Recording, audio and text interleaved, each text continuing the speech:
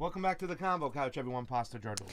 And I'm Fiorella. And Johnny Sue is spinning on those ones and twos. Bam. Bam. Bam. Well, Vaush is a great debater, isn't he? He is awesome. You know what? I don't understand, and I think Rania Kalik had a really good tweet, like, who is Vaush? And, like, is he an expert on Syria? Why do I care? Because he's not. He's an idiot.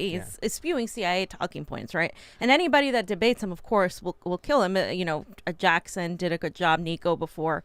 But his little minions will support him. It's ridiculous, the culture that guy's developed. Well, it's also the psychology in which he runs his little game. He goes to a point, and then he in other words, he comes up with something that he thinks is the right thing, right? And then he'll find his way to work the facts around to kind of mold to his opinion. You know what I'm saying? It's not like he starts off with, this is the information, let me form my opinion. Right. The opinion is already formed, and what do I have to do to weave to get in there, whatnot. And a lot of his tactics are shaming people or trying to make them look stupid for thinking something. Yeah. Like the big argument what a lot of people are having on our friends on their Discord chatters, like, well, Jackson kept beating him up, but the fact that he kept on saying, well, where's the helicopter dropping off the canisters?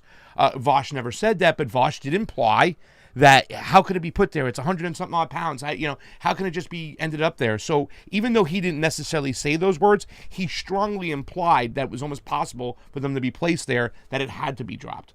You know what I'm saying? And Vaush is a master of doing that shit. Yeah, of saying shit without saying shit. He distracts and obfuscates and does all these things and calls everybody who disagrees with him a Nazi, or, this is what they do. Yeah. I just think it's a waste of time to debate somebody like that, because it's not a good faith debate. Like, you're not debating somebody that, debate like Ben Burgess or the other Matt Binder. Debate those people at the very least, because at least you can have a back and forth. But with Vaush, it's like a show for him. It is. It's not real. And he enters these debates where I'm going to belittle the other person, make them look stupid, so that is what's going to make me win. As talking to Binder back and forth, it's like we want to have a discussion where people can get something from it and learn from it. I often look at if in fact, and I'm pretty sure we will. No, I'm pretty sure we will. I mean, Matt Binder has not been.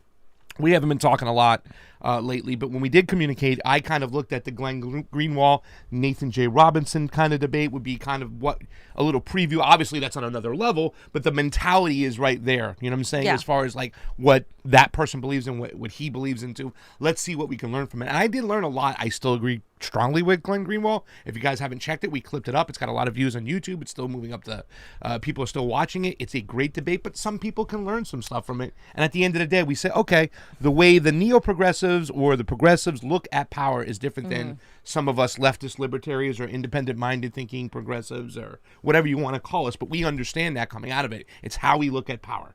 And you learn something from it. That debate with Vaush and Danny Boy Hinkle, it wasn't set up to be that way.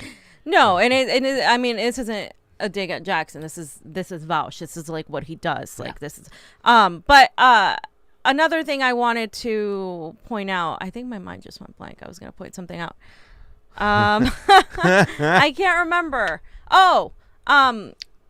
Crystal and Kyle platforming Vaush instead of other people that they could be platforming. I mean, it's just that's why people got mad as well on top of all that. So that's Kyle's moved into that arena now he's with Crystal, Kyle and friends. Crystal, her partner Sagard, I remember like a lot of fucking. Go ahead then. I'll go ahead. I'll let you no go I was just gonna say I'm glad people are finally once again talking about the Syrian chemical attacks that Vanessa Beeley was reporting on for a long time, and I broke down the whole video actually like almost a year ago, if not, of like her reporting and like how it was debunked by everybody, and how basically the BBC was smearing her for actually telling the truth. Initially they were like, oh, okay, this is the truth, but then they got a phone call and they were like, yo, you can't publish this. So a lot of the journalists that were there and saw that it was staged turned on her and started saying that oh yeah, these were real attacks and stuff. So if you want to look at really good reporting from like on the ground from years ago, like go look at her reporting, as well as Eva Bartlett, who's also been on Jimmy Dore's show, who's been on our show. Just because this is nothing new, But I'm glad more people are talking about it, right? Yeah. We've been talking about it for a while. Grayson has been talking about it for a while. They have been talking about it for a while. So just wanted to point that out. Yeah. And also, we did a video with Mark Sloboda talking about this too as well. Yep. Max Blumenthal's book, The Management of Savagery, it really points out the connections as far as what really went on in Syria. And it really is kind of crazy because now this is the second time where Vosh has exposed himself as being anti-China, pushing Uyghur stories with weak fucking sources. Now he's pushing like the fact that, Assad is a brutal dictator. Mm-hmm. And he's looking over whose work? Francesca Fiorentini, whatever her name is and whatnot. Francesca. And people from TYT who are, Bellingcat, another one.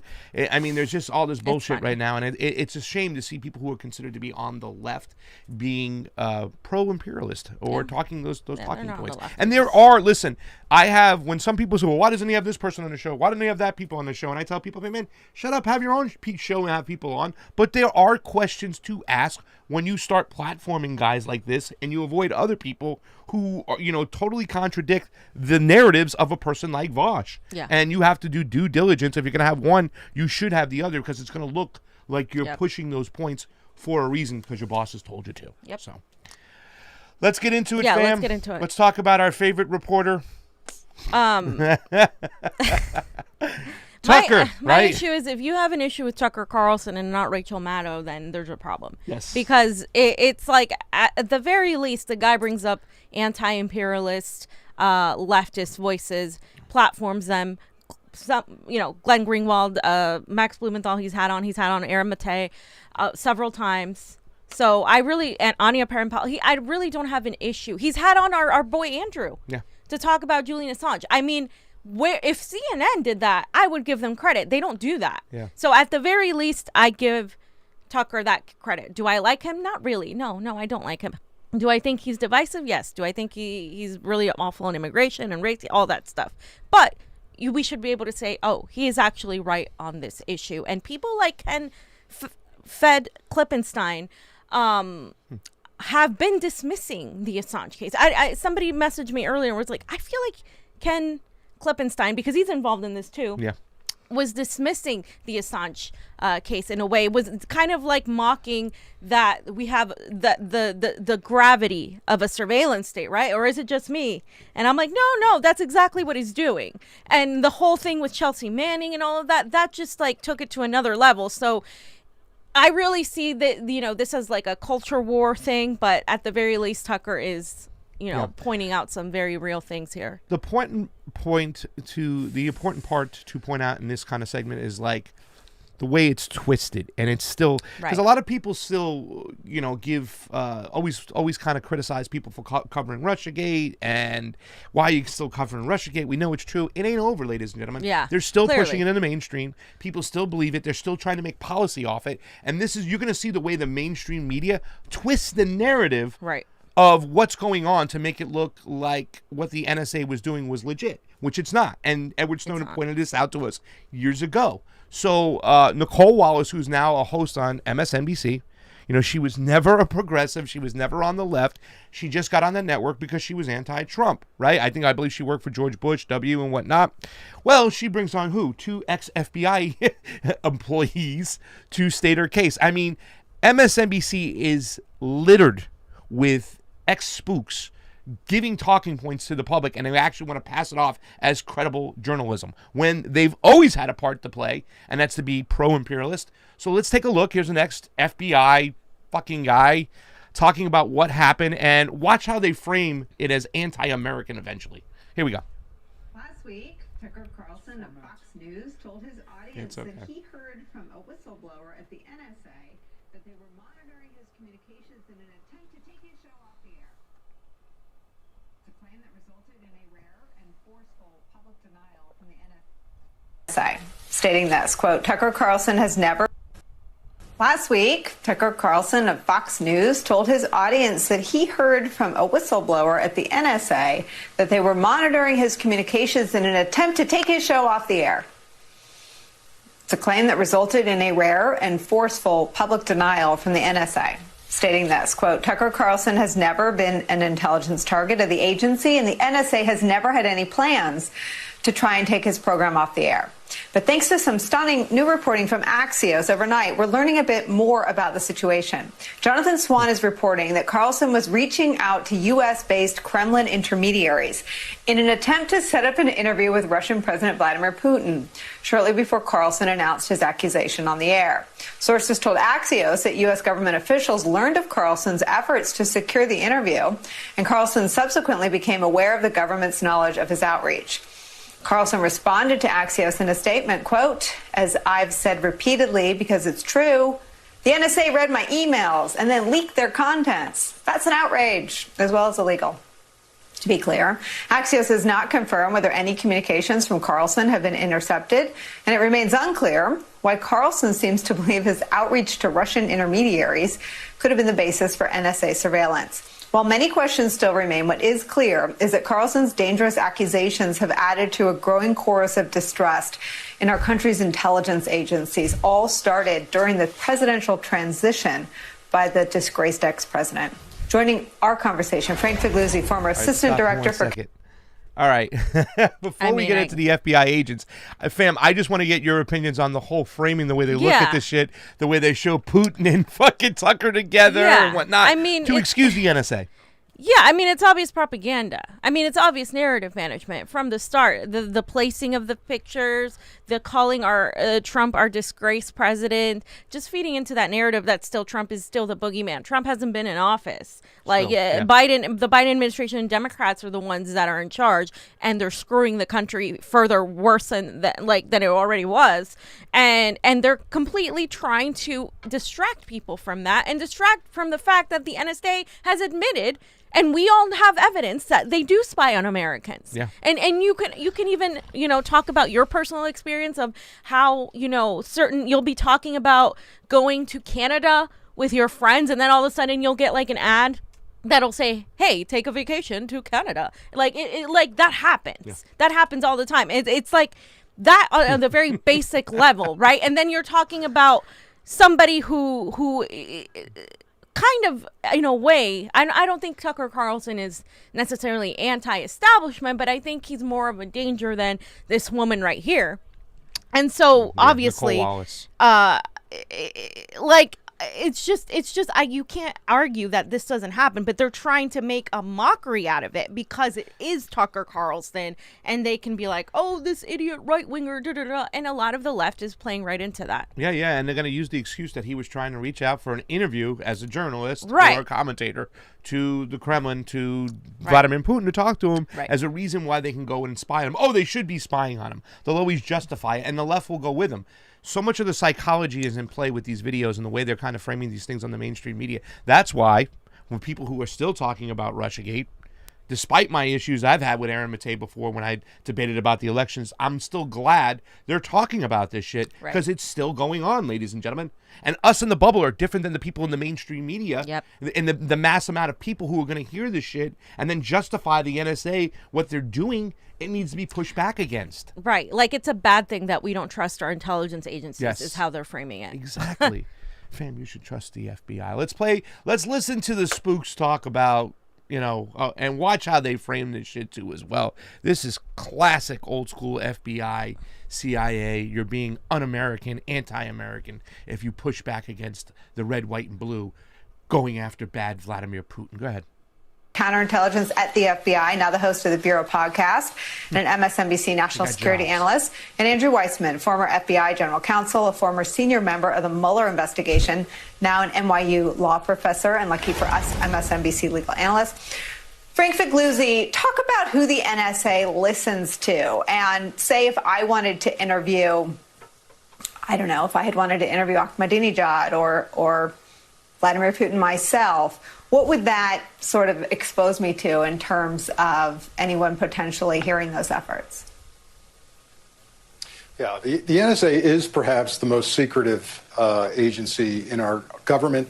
They have a mission that is squarely targeted against foreign threats, and their job is to capture communication from individuals designated as of interest in terms of national security. It's in the nation's security to collect those communications against those foreign targeted individuals, their phone numbers, and their emails. It includes terrorist organizations and known emails and phone numbers and other electronic addresses for those targets. Obviously, if someone trips into that electronic coverage because they're communicating with a foreign target, they will trip into that intercept. But here's how it works if it's believed, even believed, that that person is a U.S. person, a U.S. individual, and their information would be masked. In this case, it might say suspected U.S. person or suspected phone number, suspected American journalist, and that would be the end of it. I am not convinced at all that this whistleblower actually exists. In other words, what better way for Tucker Carlson to cover his rear end because he's called a Russian intelligence officer or intermediary for the Kremlin? He gets worried about it. He decides, I'm going to go on the offensive. I'm going to announce that the NSA is listening to me and have them try and deny it. And so I think it's good cover. But as you said, there's something much larger going on here. It is another page in the playbook of folks like Tucker Carlson and folks in the GOP who simply want to continue to erode the public's trust in their institutions. And if you keep doing that enough, the objective is you can't trust your institutions and the career professionals in them. The only people you can trust are us, right? And you get to reshape the truth into your own version of reality. That's what's going on here. All right. All right. Yeah, I've had enough of that. Frank Figliuzzi is a Fugazi fan. Yeah. And if you say that 5 times real fast without stuttering, I'll give you $5. No, I'm good. But do you see the way that Nicole Wallace set it all up with pointing out our enemies? Oh, you know, what if I wanted to talk to Iran, Ahmadinejad, or Putin himself, whatnot? And then going into this whole thing where he sets up, well, the purpose of the NSA is to look at foreign adversaries. Yeah, they always say that. It's its sole purpose, guys, to look at groups like Al-Qaeda, whatnot. You've been exposed before. Yeah. Snowden exposed you. You guys were spying on Americans at 3 times the rate that you were looking at China and Russia combined. Yep. And like, I mean, it's undeniable at this point, but unfortunately we live in the United States of amnesia. So a lot of people don't know this or haven't paid attention or forgot, like whatever it is. And so they do get away with this blatant shit, especially, you know, again, we're talking about the mainstream, right? Luckily, Tucker Carlson has a huge audience, and I think that's why they're so like targeting him. Yeah. And Tucker seems to be like a little bit on certain issues, a little bit of a cowboy over at Fox News, where he's going to do things that most of those establishment-friendly neocon friggin' commentators won't talk about. He has a different mentality of it. Right. You know what I'm saying? Like I said, we can disagree with him when it comes to immigration and, you know, the border and all that situation and everything. But, you know, when it comes to this particular situation, whether you like Tucker Carlson or not, the NSA shouldn't be spying on its citizens. And they're going to use excuses. Oh, so you reached out to get an interview with Vladimir Putin so we can look through your emails, anybody's email you're talking to and whatnot, and that's the technical thing, but they're still trying to lie. Right. And the fact that they're bringing on ex-FBI agents, both these guys, that guy who just talked, Frank Figliuzzi, he just got a new show on MSDNC. But, all right, now this donkey right over here, Henry Wiseman, part of the Mueller team, which anybody who is part of the Mueller team should never have their face in public ever again. You should go away forever. It was the most ridiculous fucking case. You wasted so much of the taxpayers' money. You saber-rattled with a foreign country that has just as much nuclear weapons as us, if not more. And now, not only are you teaching at NYU, you get to come on MSDNC and spew more propaganda. Listen to this shit and watch what he says at the end, the way he frames it.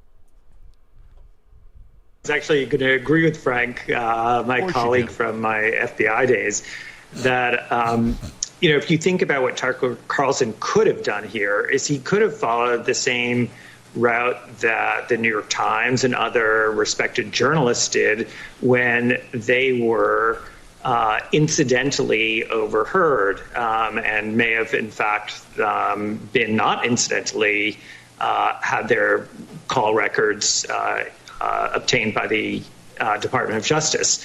They could have gone to the Attorney General, and Tucker Carlson could have joined them to say, you know, what I'm concerned about here is not that there was incidental collection when I am calling a foreigner, including, of course, if you try and reach out to Vladimir Putin, you can pretty much be sure that you're going to be at high risk of being intercepted. He could have said, look, there's a First Amendment issue here, and I want to make sure that there are safeguards at the Department of Justice. But he didn't take that route. He did, as you said, and as Frank pointed out, he wanted to use this really for his own purposes and to sow distrust, which is so anti-American, instead of raising a legitimate issue about safeguards in the system when you're dealing with journalists to make sure that this is not something that slipped through the cracks and that senior officials of the department are making sure this was done responsibly. Okay. Yeah, safeguards. What did safeguards do for Julian Assange? I'm just wondering here.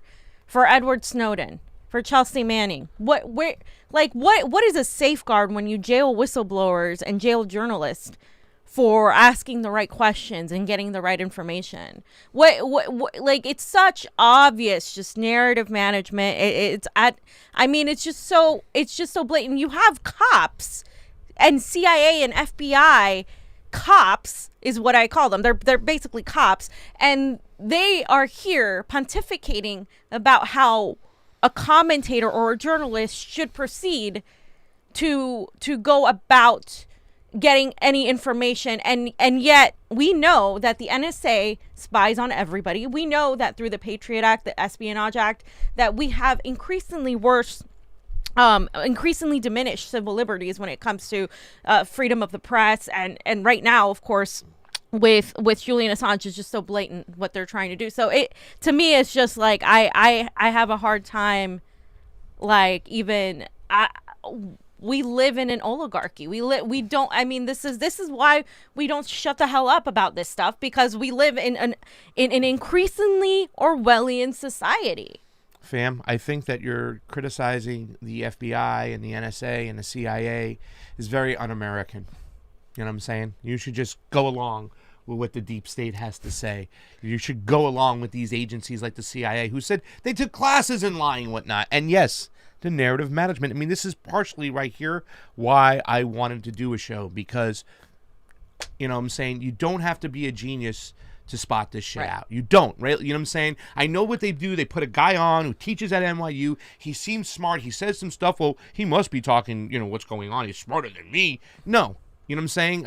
I was managing a fucking restaurant, and now I'm here and I can spot this shit every single time, every single sentence, every single time they try to twist the narrative or implant something or try to skew it a certain way. I see it. And you should be able to see it too. It's not hard to spot anymore, but they're going to keep going along with it. So the forces that be need to keep pushing it back. And look at the way they frame it. Here's the Axios article that she talked about.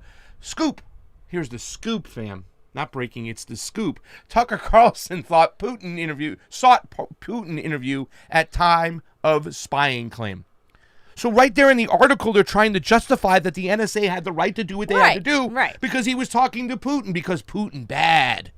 Yeah. So anybody that tries to reach out to a foreign government that is seen as adversarial, which pretty much is all of the non-NATO ones, is going to be deemed a Russian asset or look as a suspect. That's the whole fucking point. That's even the whole point about this Jimmy Dore TYT debate. That's the whole point, that we can't blatantly go around and saying this person is a Russian asset. This person is an asset of Assad. They take this kind of money without any proof. And that's what the NSA does.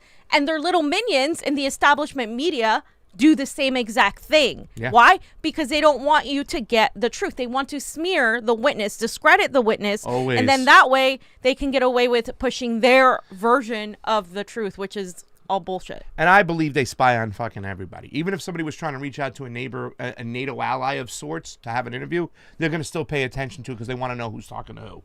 They want to watch. They're going to cover all their bases. I mean, they're storing so much data that they have to outsource the data that they're storing on American citizens. It's ridiculous. Let's take a look. Tucker Carlson was talking to a U.S.-based Kremlin intermediary. Thank you. About setting up an interview with Vladimir Putin shortly before Fox News host accused the National Security Agency of spying on him. Sources familiar with the conversations tell Axios why it matters. Those sources said U.S. government officials learned about Carlson's effort to secure the Putin interview, once again justifying their spying.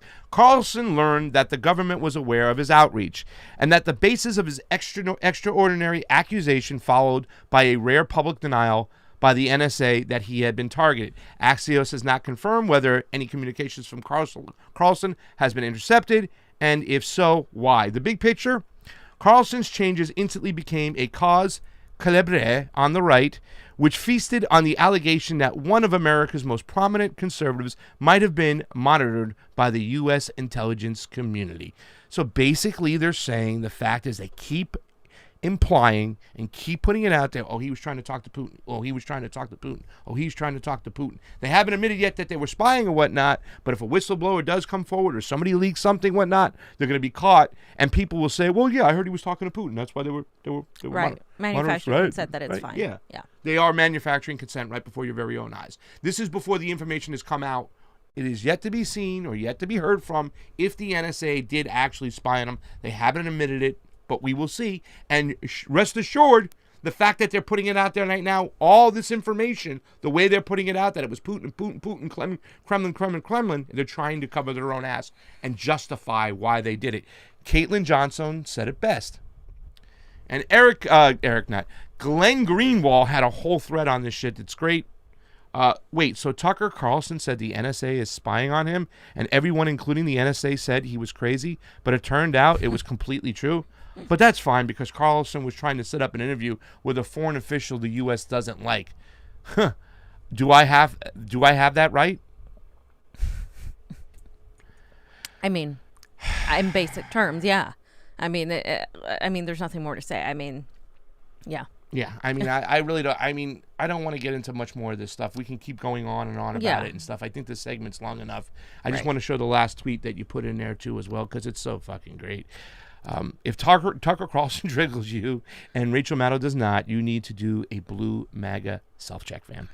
Yeah, right. Like, come on. And again, Rachel Maddow has been described by her own people, her own lawyers, her own as not real news, as being entertainment. Yeah. They had to say that because of all the bullshit she was spewing regarding Russiagate, that they had to admit she's not a journalist. Yeah. She's not even a political commentator. She's an entertainer, and she often exaggerates. They had to say that to cover their ass. Yeah. That is like how low Rachel Maddow is on the rung. Yeah. And yet people still on the left are finding themselves going after Tucker Carlson because they don't like him, but completely missing the fact about the national security state lying and manipulating this whole thing.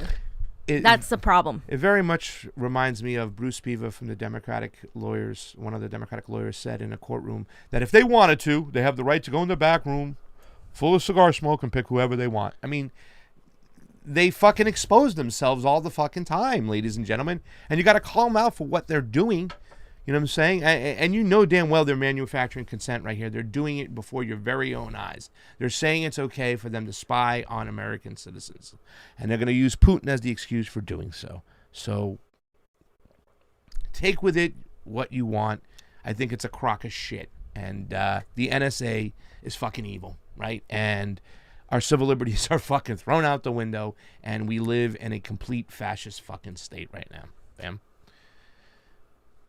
Johnny, got anything to say on that? All right, let's get on to the super raise, because we have 66 people who jumped in early to the Rokfin. By the way, we have almost 600 on YouTube today, guys. So if you're on YouTube today, are you waiting for something, guys? Because it's going to be a nice drop of information. What we're, I'm not excited to really talk about it. I'm more like, I'm kind of sad I have to, but we will though. We'll get there. Trey Wright, first one in, sending love your way, fam. Thank you, Trey. Trey, you make everything okay. You do. When the sky is dark and the lightning Trey makes it right. Yes, you make it right.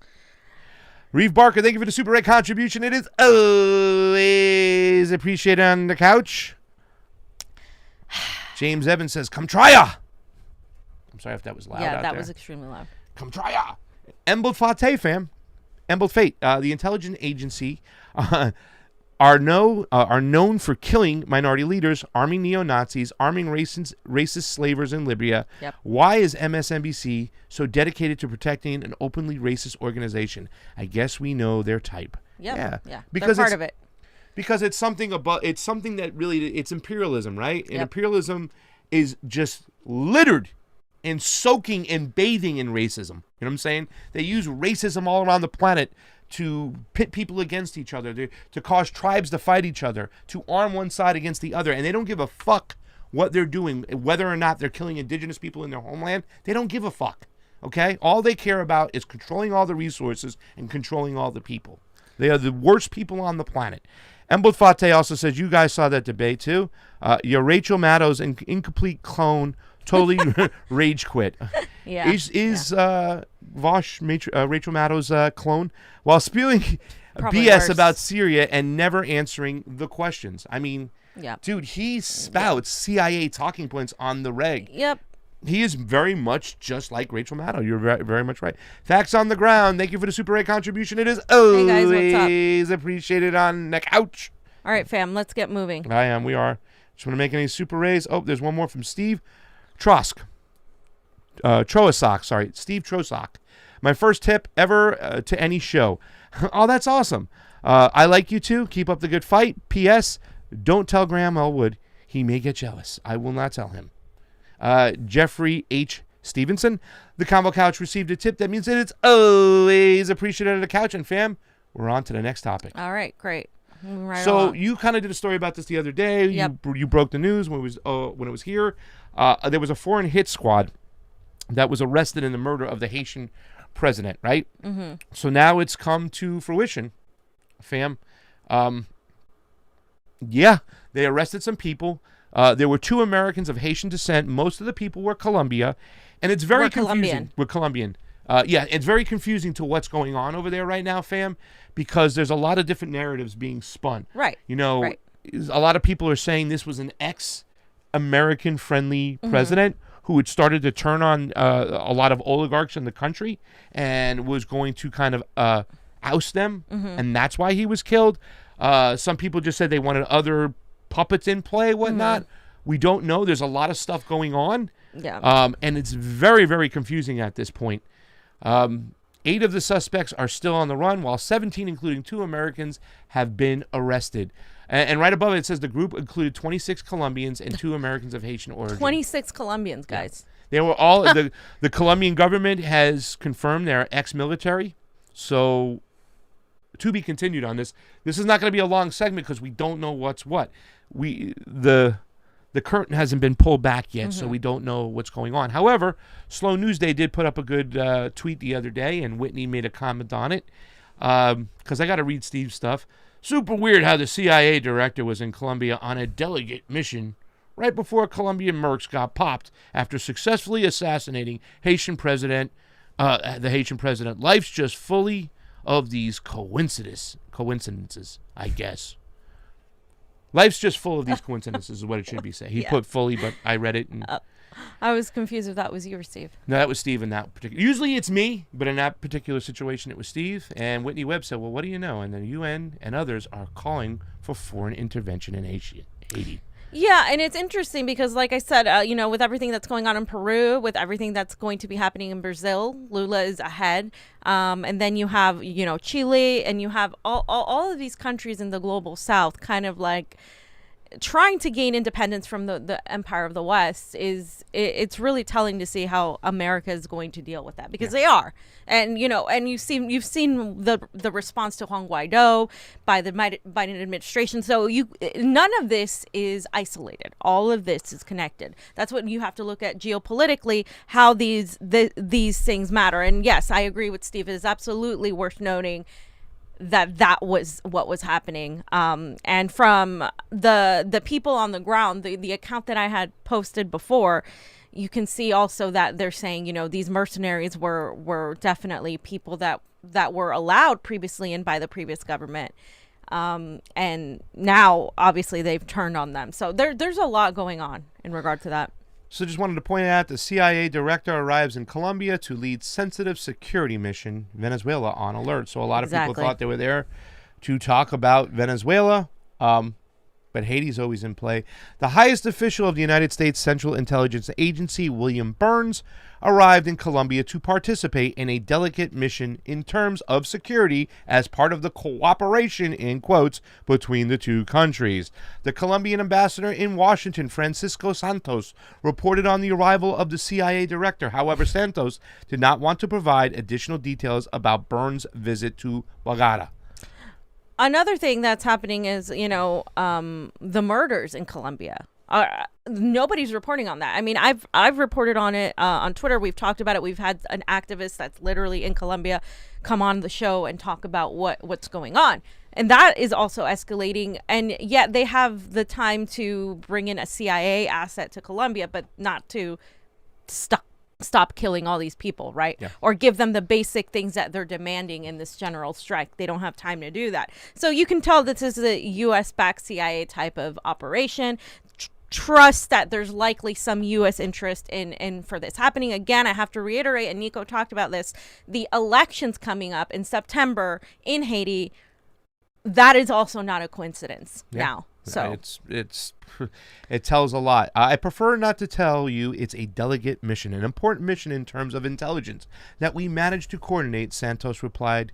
And then it says the visit comes after U.S. President Joe Biden's first telephone conversation with his Colombian counterpart, Iván Duque. The Colombian government, following the directions of the U.S. regime, has been trying unsuccessfully for years to overthrow the legitimate government of President Nicolas Maduro in Venezuela, accusing it of human rights violations, when in reality it is Colombia where human rights violations are sadly part of the everyday life of the civilian population. Fam, I talk about this all the time. Those guns that are being used to kill the people come from America. Yeah, and that doesn't count because we have no vested interest in Colombia the same way we have a vested interest in Venezuela. It's just like it depends on what we call human violation, guys. It's not consistent, but because the state agencies have to narrative manage exactly what's going on here. So it's funny. All right, fam. Johnny, you got anything to say about that? Iván Duque and Colombia and what's going on? Maduro, anything? To be continued. Listen, our interactions in the global South, we really have to start calling it out for what it is. It's a little bit different. It's fun. I was talking to a friend over in the Middle East. He says it's very different in the global South because they are able to dupe a lot of people by the fear of communism, the fear of socialism, where you get a lot of people in the global South who sometimes justify what America's doing, but you have a lot of people pushing against it. That is a tactic that's used. Yeah, like in Peru. Like some people don't see it. Like they don't see the sanctions on Venezuela. So some Venezuelans don't see the sanctions. Like that, they don't understand like what the sanctions do either. Sometimes when you're in it, sometimes you blame the immediate target because that's all you're seeing. But from the outside and also having been on the inside, right, in terms of Peru and the Shining Path and all of that, like in terms of all of that stuff, like then you see, okay, like you see where the U.S. interests play into. Jeffrey H. Stevenson, thank you for the Super 8 contribution. It is always appreciated on the couch. Emblet Fate again, last one, and I'm leaving you guys. You should check out Daniel Dumbrill. He did a good job debunking the Uyghur BS conspiracy theories. He visited Xinjiang and said the camps, and said camps. Check him out if possible. Best to tackle this narrative before MSN pretends to care about this again. Well, that's a big Vosh thing. So, Emblem Fate, you shouldn't leave. Don't leave, Emblem Fate. Trust me on this one. Shadowban Refugee. The couch is always appreciated on my screen. Conspiracy is always appreciated in my smoothie. Jesus Christ. Well, I had to read it. Shadowban Refugee left it a Super Ray. I would be doing him no justice if I didn't read it the way he wanted me to read it. That's not how he wanted you to read it. He did. He put, all right, ARAM, or maybe he didn't, but I wanted to read it that way. 26 Colombians were involved in the assassination of the Haitian president. I guess this means it's time to attack Venezuela. That was kind of like, us in after 9/11. They came from Saudi Arabia, right? Instead, we attacked Iraq. That's the significance of that statement right there. So, fam, I just had to put this in real quick. Yes. Pelosi's husband made $5 million on Alphabet stock ahead of the vote to advance 5 antitrust bills. Now, this happens all the time, guys. This happens all the time. This isn't the first time, nor will it be the last, because of the way, and one of the points I wanted to make with this was the fact that people are still so hyper-focused on January 6th and the disrespect that it brought to to our democracy. And of course, this is the Google parent company, Alphabet, which we know what Alphabet is. It is one of the most nefarious and corrupt, gigantic corporations. And they also added bets to Amazon and Apple ahead of the House Judiciary Committee's vote on last month to advance these 5 antitrust bills, which were targeting major tech giants. And this is, of course, according to a released financial disclosure report. If you want to click on that, Johnny, it was signed by the Democratic leader on July 2nd. Paul Pelosi, who owns real estate and venture capital investment firm, exercised 40 call options to gain 4,000 shares of Alphabet at a strike price of $1,200.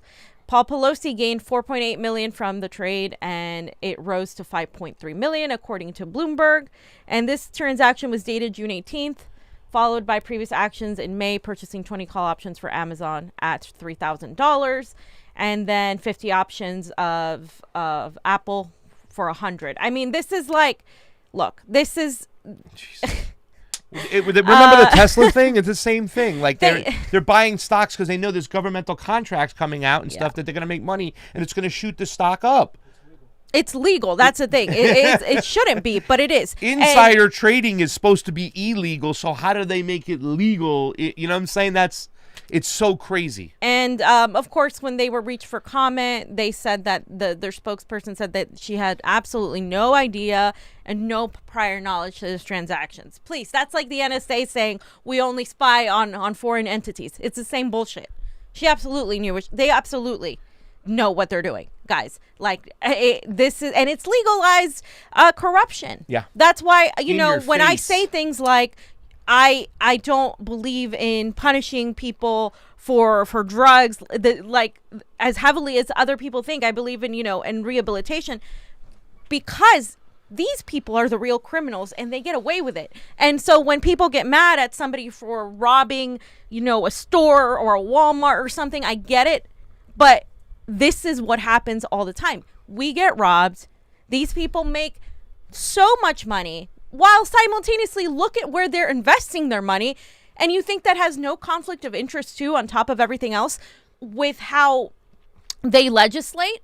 You think it has no conflict of interest? And so we still have people pearl clutching their dramatic antics about the fucking Capitol riot on January 6th, still calling it an insurrection, still comparing it to the 9/11 attack, still making a fuss about it and talking about their trauma as Congress people or the mainstream media journalists talking about their trauma and all this stuff. Meanwhile, we have Nancy Pelosi, who people got so angry that some idiot was sitting on her desk and like going around and messing things up. Oh, how dare they? This is an institution where democracy takes place. What fucking democracy? We have no democracy. I don't know how many times I have to say that. We don't have democracy. Yeah. We do not. Your elections are not fair. You don't choose the president. The state agencies run everything. It's an illusion of choice. And that's what people need to understand. Yeah, and this is the damage that presidency of Donald Trump really came into play here too, because everybody, he's the most, the Nathan J. Robinson and Noam Chomsky. He's the most criminal president of all time.